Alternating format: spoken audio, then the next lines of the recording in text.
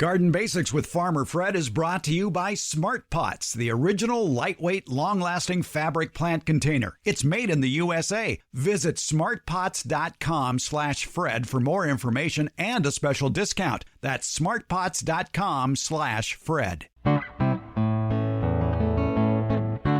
Welcome to the Garden Basics with Farmer Fred podcast. If you're just a beginning gardener or you want good gardening information, well, you've come to the right spot.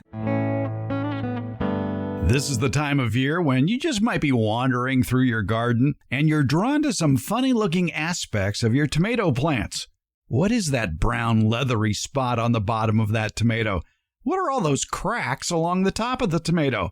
By the way, what's that white spot on the side of the tomato? Hey, wait a minute, why are those tomato leaves curling? Well, all of those are abiotic disorders of the plant. You can't attribute the problem to an insect or a disease. It's due to any number of things in the natural world. An imbalance of nutrients in your soil, maybe too much water, too little water, too much sun, too little sun, smog, wildfire, smoke, and plenty more that you can't blame on an insect, a disease, or, for that matter, your dog. But you might have to blame yourself. Today, America's favorite retired college horticulture professor, Debbie Flower, delves into the world of abiotic disorders of tomato plants. We're podcasting from Barking Dog Studios here in the beautiful Abutilon jungle in suburban Purgatory. It's the Garden Basics with Farmer Fred podcast, brought to you today by Smart Pots. And we'll do it all in under 30 minutes. Let's go. It's summertime, and you may be having problems in the vegetable garden. Abiotic disorders. What the heck is that? Debbie Flower is here, America's favorite retired college horticultural professor. Debbie, what I like to say when it comes to abiotic disorders, and of course it's disorders that aren't caused by a disease or an insect or some other four-legged pest. I like to say abiotic disorders are usually operator error. Okay, yeah. Or it could be cultivar susceptibility. Yep. And then again, that's operator error because you chose the wrong varieties for your area. I was trying to give people an out. All right. Well, no. Darn. Anyway, abiotic disorders of tomatoes. There are plenty. There are. And I mean, I can always tell the season when we get these questions. And of course, the questions have already come in about what's this brown leathery spot on the bottom of my tomato? Blossom end rot. Blossom end rot. And the reasons are legion, none of which are what you're going to see in most literature. Because they're going to say it's a calcium deficiency. Well, yes and no. It's not because your soil lacks calcium. It's usually because there's something else keeping that calcium from being absorbed by the plant. Right. Which can be irregular watering, so the roots can't absorb anything, or there's too much water and the roots shut down and aren't absorbing anything, or it can be that fertilizers of the wrong types have been applied that have tied up the calcium. Right. And we should define what a blossom end is on a tomato. Yes. It's the bottom. It's the bottom. Right. So when the flower is fertilized, the ovary that swells into the tomato is behind the flower, closer to the stem, and that's what swells up and becomes the tomato, and the petals fall off. And where the petals were attached was the blossom end, and that is the bottom. So a lot of these abiotic disorders, A meaning non-biotic meaning biological, the term blossom end and stem end are used to talk about where the symptoms are. So blossom end is the bottom and stem end is the top where it's attached. Right. And in most cases, it's a watering issue. Too much or too little. And you can't water by the calendar. You have to water by the weather and the type of soil you have. Absolutely. Absolutely. If you can solve that, you can probably solve most of the blossom end rot problems. You could probably solve 90% of the problems with plants, yes. Right. And with tomatoes, if it's a paste tomato variety, well, chances are you're going to get blossom end rot.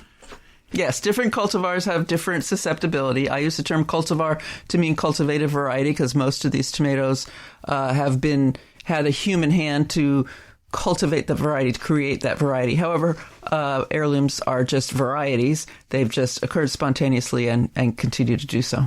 the reason why irregular watering affects calcium uptake, there's this thing called root suberization that goes on when roots of a tomato plant are subject to boom and bust cycles of water. And basically the roots get corky and they can't absorb the calcium. That's why you want to do regular watering. Another reason I didn't realize that can cause that lack of calcium uptake into the tomato is if you use too heavy of a nitrogen fertilizer early in the season. Mm-hmm. Mulch is always good to use in the garden because it slows down the heating up of the soil and the cooling down of the soil and the evaporation of water from the soil, so things stay more even in the root zone. Right. And as the University of California points out, since blossom end rot is not caused by a disease, there are no pesticide solutions. Correct. There is nothing you can buy at a nursery to cure blossom end rot. A nursery will try to sell you some form of calcium. Don't buy it. Won't get into the plant if the problem is water. And this is why we'll never work at a nursery. Been there, done that. Yeah, well, that. And there's a very easy solution to blossom end rot. When you pick the tomato, just cut off the end, throw it away. Your friends won't notice the difference. It's still edible. Yes, it's still edible. It is just a cosmetic disorder. And it may go, I mean, the bigger it is, it may go up a little bit further into the plant or into the piece of fruit, but still, you can just cut it off. Right. Use the rest of the fruit. Haven't you ever heard of a chopped tomato salad? Come on. All right. Blossom end rot, an abiotic disorder. Another thing that people may see on their tomatoes, and I think we're going to be seeing a lot more of this just because of the intense sun and heat that we are having. It's called cat facing. And I guess if you look at it, it looks kind of like the face of a cat. It's My cats are insulted. Yes. It's a deformity caused during the formation of the flower that results in the fruit not developing normally. And basically it's usually on the bottom of the fruit. The blossom end. On the blossom end. And there isn't that much known about cat facing, except it's probably more than just one problem here. Sometimes if the temperatures go wacky, if you get cool or cold temperatures that occur about 3 weeks before bloom, that can increase the amount of cat facing. Some heirloom varieties, beefsteak tomatoes too, are prone to cat facing. And those are the ones that always look like Richard Nixon. Yeah, the huge ones with the protrusion. Yes. Yeah, the beefsteaks are not the best for our California very hot, dry climate. They don't produce a lot of fruit, and then they're more susceptible to this cat facing. But there are, when you read a seed catalog, they may say resistant to cat facing. So that's the one you might want to choose. Yeah. And another thing too, and we go back to what I said about operator error, heavy pruning in indeterminate varieties has been shown to increase cat facing. Huh? You define indeterminate.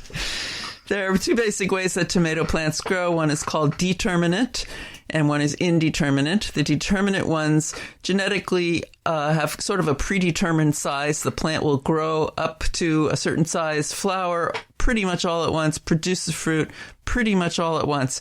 If you keep the plant in the ground, you will continue to get more flowers and fruit. But they're good for canning because you get a lot of, or sauce making, you get a lot of fruit all at once. They're used typically in commercial production because they can harvest a field all at once, fix the soil and replant again and get another crop. The indeterminate ones just keep growing. They can get huge. They can get 6, 8, 10 feet tall. It has nothing to do with the size of the fruit. You can get indeterminate cherry tomatoes that produce very small fruit. You can get indeterminate beefsteaks that produce very big fruit. And they absolutely need to be caged or staked.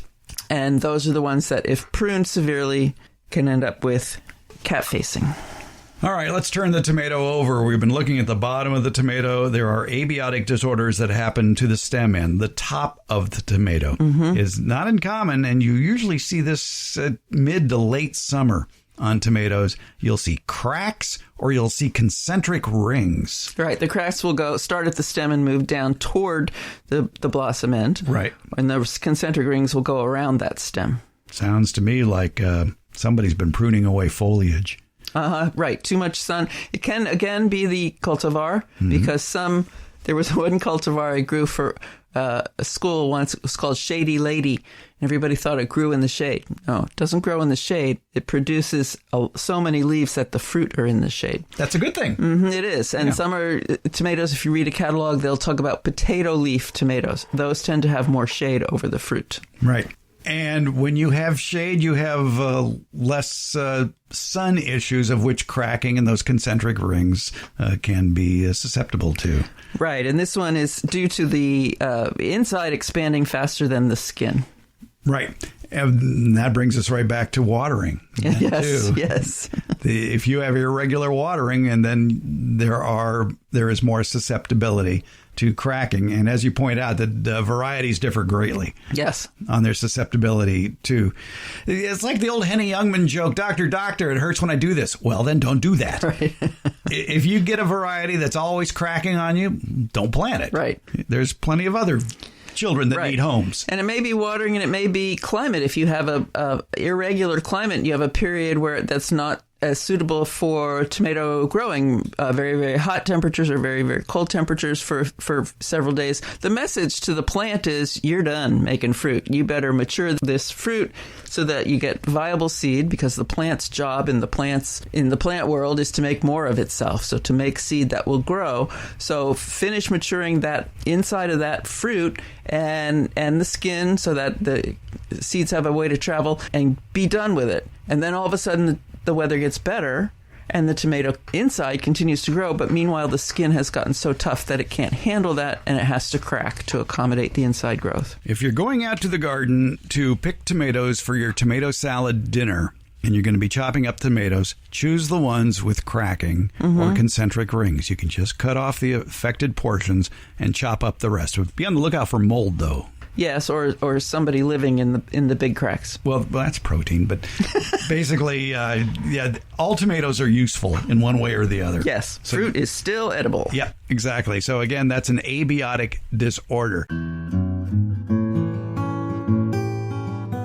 I'm pretty picky about who I allow to advertise on this podcast. My criteria, though, is pretty simple. It has to be a product I like, a product I use, and a product I would buy again. And you know who checks all those boxes? It's Smart Pots. Smart Pots is the oldest and still the best of all the fabric plant containers that you might find. Smart Pots are sold around the world, and they're proudly made 100% right here in the USA. Smart Pots come in a wide array of sizes and colors and can be reused year after year. Some models even have handles, and that makes them a lot easier to move around the yard. Because the fabric breathes, Smart Pots are better suited than plastic pots, especially for hot climates. That breathable fabric has other benefits too. Water drainage issues? Not with Smart Pots. Roots that go round and round, choking the root ball like they do in plastic pots? Doesn't happen with Smart Pots. These benefits will help you get a bigger, better plant than what you've gotten in the past with the same size plastic or other hard container. Smart Pots are available at independent garden centers as well as select Ace and True Value hardware stores nationwide.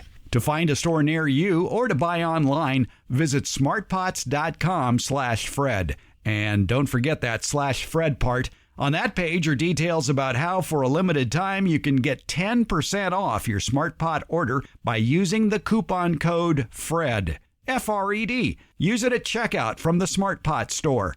Visit smartpots.com/Fred for more information about the complete line of Smart Pots lightweight, colorful, award-winning fabric containers. And don't forget that special Farmer Fred 10% discount. Smart Pots, the original award-winning fabric planter. Go to smartpots.com/Fred.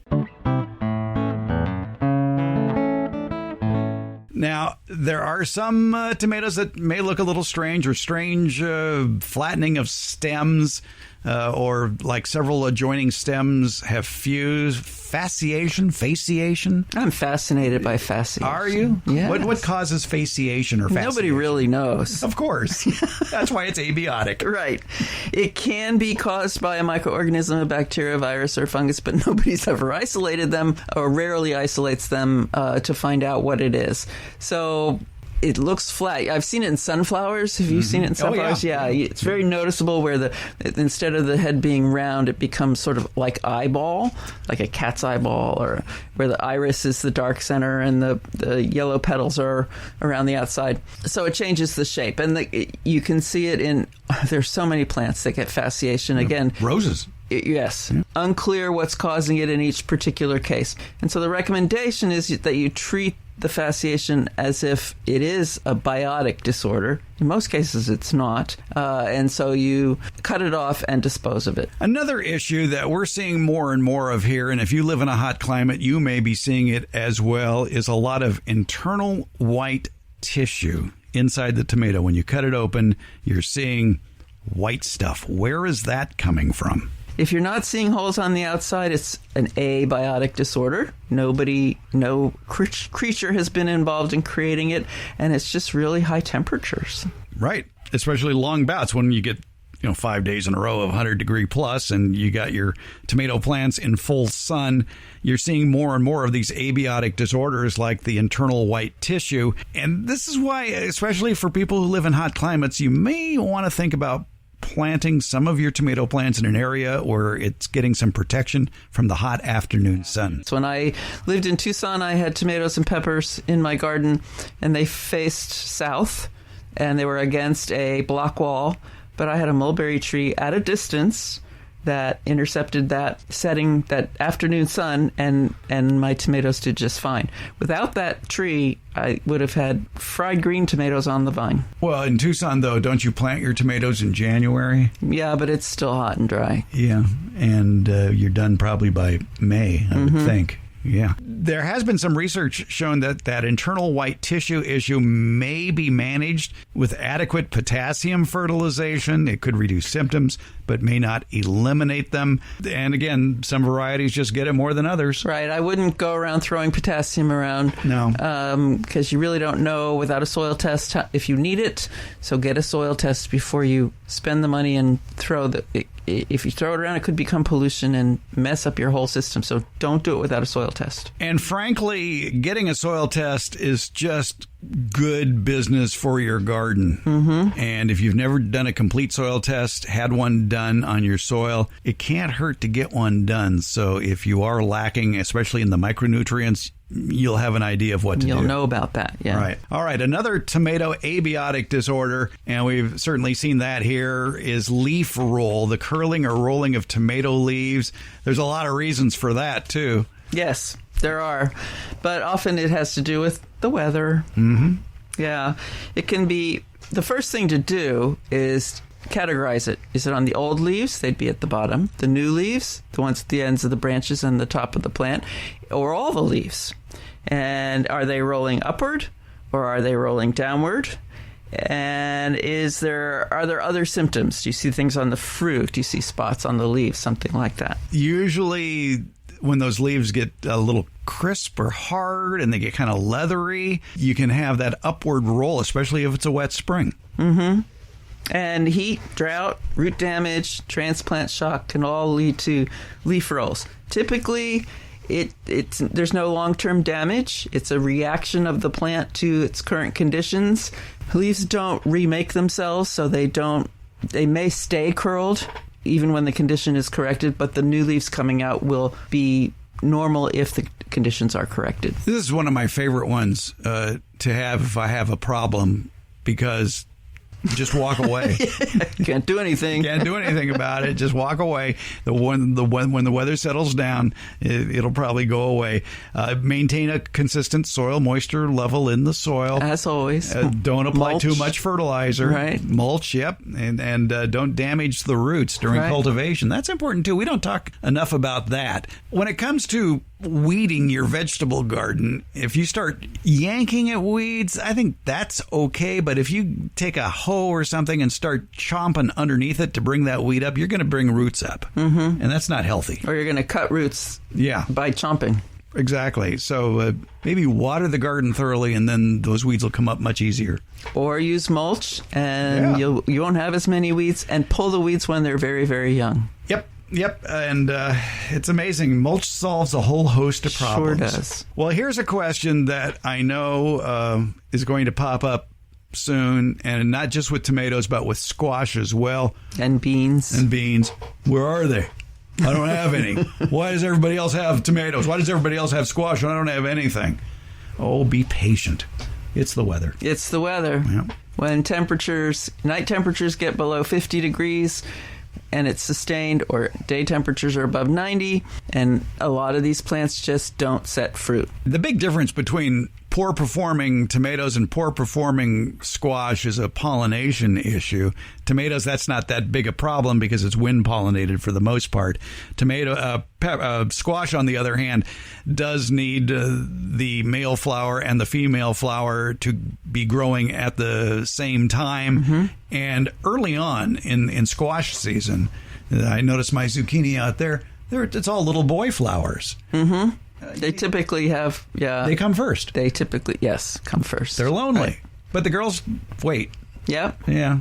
They're a little shy. But in time. I love to go out in the morning and check my squash.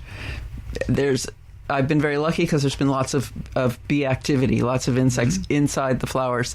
And the flowers, you can tell the girl flowers because they have behind the flower, the stem looks like a baby squash, whatever kind of squash it is going to be, or pumpkin or melon. They're all the same in that they have the girl flowers. It has a bigger bottom. Has a bigger bottom, and it's shaped like the adult mature fruit will be.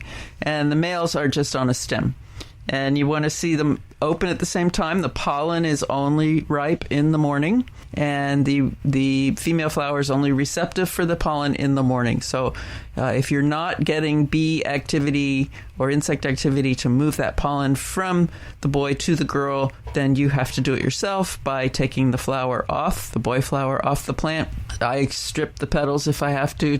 Just easier to get to the pollen in there, and then touch the pollen, which is a yellow protruding thing in the center, onto the yellow protruding thing in the female flower center. And you do that early in the day, I would think? Early in the day. Right. And, too, I don't panic when I see ants moving around. Same here. The I don't zucchini either. flower, the squash flower, because they're pollinating. Yes. Yeah, exactly. They're getting what they need, too, but they're pollinating. So, parents, if it's time for the kids to have that first birds and the bees lesson, it pays to have some squash flowers there you around. Go. Have a squash plant, and you can kind of explain things. And if they ask the question, well, do you need ants to have babies? You're on You'll your own. never kill an ant again. Yes. All right. But getting back to tomatoes, the poor fruit set in tomatoes again, low nighttime temperatures. That happens. High daytime temperatures. High daytime temperatures, too. It's like if it's below 55 or above 90. This was my mother. I'm cold, put a sweater on. But, Mom, it's only 70 degrees. Yes. But, the flowers are going to drop. It's just the way it is. And they're picky. Usually there is a period of time when the weather is conducive, and we're coming up to this stretch of weather here locally where it looks like it will stop being 100 degrees every afternoon and be in the 80s for like a solid week. We should get grapefruit set on all these, not just tomatoes, but squash and beans as well. Yep. And again, choose varieties that are right for your area. Right. Yes. Not enough light. Yeah. You can have too much light on a tomato, especially if it's reflected heat, but reflected light that causes heat. But you need enough light, the 6 to 8 hours a day, to produce the fruit.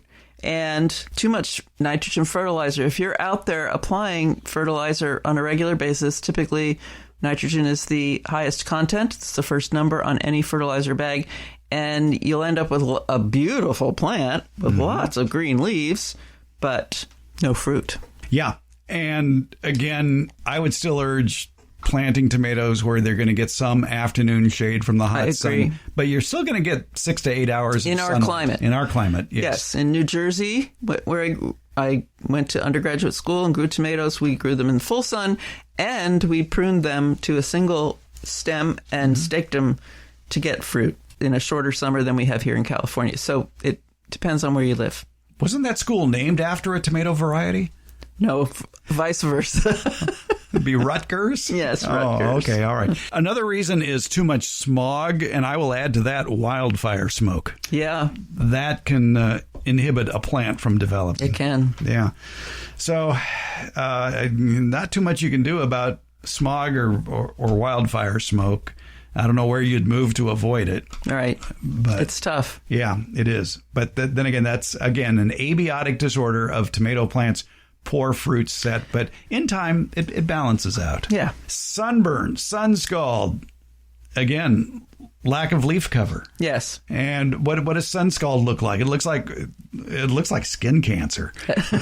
Really, it's just this usually a leathery area on the side of the tomato. And if you notice which side it is, it's usually the south side or the west side. The sunny side, yeah. The sunny side. Where the leaf wasn't hanging over that fruit. The peppers get it too. Yes, they do. Yeah. And I think they're even more susceptible. So don't prune leaf cover from the plant, which can expose the fruit to sun. Maintain plant vigor. Watch your pruning and make sure your plant has enough leaves. If you get that nitrogen deficiency, it may thin out.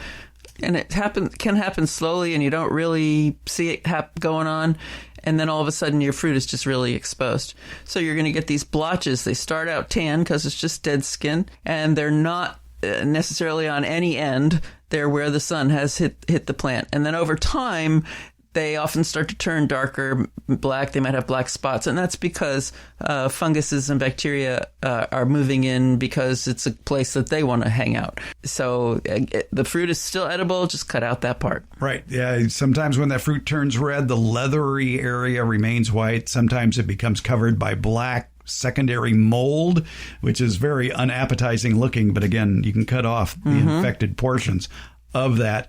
And we come back to the Debbie Flower Institute of Old Umbrellas and the fact that providing some late afternoon shade if necessary can help. Yep. But you'd have to do that when the tomato plant is fairly young. Yes, when the fruit is, on the vine, but pretty young. Abiotic disorders of tomatoes. There's plenty of reasons why, but in most cases, that fruit's still edible. So just cut off the affected portions. Do better next time around. But enjoy what you get. Enjoy what you get and pray for good weather. All right. Debbie Flower, thanks so much. You're welcome, Fred. Perhaps after purchasing a plant for your garden, you may have seen instructions on the plant tag that read, add a rooting hormone when planting. You know something? That isn't necessary, nor is fertilizing a newly dug-in plant. In fact, that might do more harm than good. In the next Beyond the Garden Basics newsletter, we present the case against using fertilizers and rooting hormones at planting time. America's favorite retired college horticulture professor, Debbie Flower, will explain what rooting hormones are and what they should be intended for. And she'll tell you why you don't want to put any fertilizer in that planting hole when putting in new plants. It's in the next Beyond the Garden Basics newsletter. It's coming out Friday, July 8th. Find a link to it in today's show notes or visit our website, gardenbasics.net, where you can sign up to have the free Beyond the Garden Basics newsletter delivered to your inbox each Friday. Also at gardenbasics.net, you can listen to any of our previous editions of the podcast, as well as reading a transcript of the podcast episode you're listening to now. That's at gardenbasics.net. For subscribers to the newsletter, look for the Beyond the Garden Basics newsletter this Friday, July 8th. Take a deeper dive into gardening with the Beyond the Garden Basics newsletter, and it's free. Find the link at gardenbasics.net. Garden Basics with Farmer Fred comes out every Tuesday and Friday, and it's brought to you by Smart Pots and Dave Wilson Nursery. Garden Basics, it's available wherever podcasts are handed out. For more information about the podcast, visit our website, gardenbasics.net, and that's where you can find out about the free Garden Basics newsletter, Beyond the Basics. And thank you so much for listening.